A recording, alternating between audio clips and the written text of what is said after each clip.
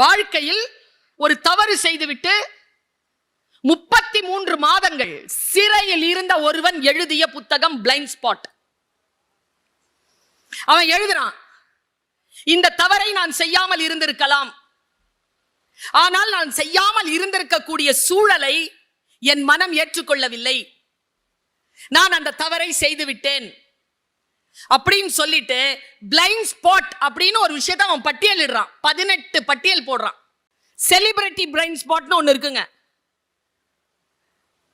ஒருத்தங்க வந்து சொல்றாங்க, நான் சொல்கிறேன் உங்கள் நகைகளை இங்கே அடகு வையுங்க.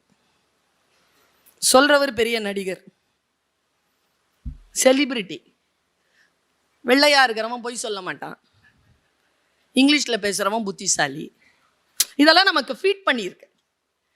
செலிபிரிட்டி ஏதாவது சொல்லிட்டாங்கன்னா உடனே அதை கேட்டுக்கலாம்.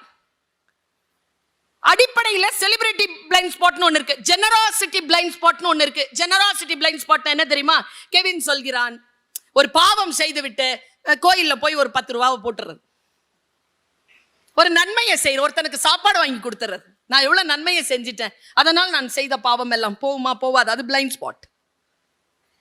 Biased blind spot. பொம்பளை பிள்ளை, அது பாவம், அவன் கிராமத்துல இருந்து வந்தான், அவன் தப்பு செய்ய மாட்டான். இவன் நகரத்துல இருந்து வந்தான், பாவம், இப்போதான் இவனுக்கு. இந்த பயஸ்டு ஜெண்டர் பிளைண்ட் ஸ்பாட்.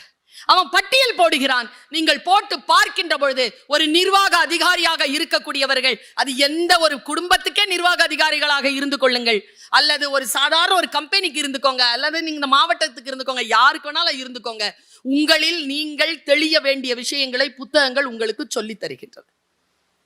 மனிதர்களிடத்தில் இன்றைக்கு சொல்லி தருவதற்கு பல விஷயங்கள் இல்லை, புத்தகங்கள் வெளிப்படையாக நமக்கு சொல்லி தருகின்றன.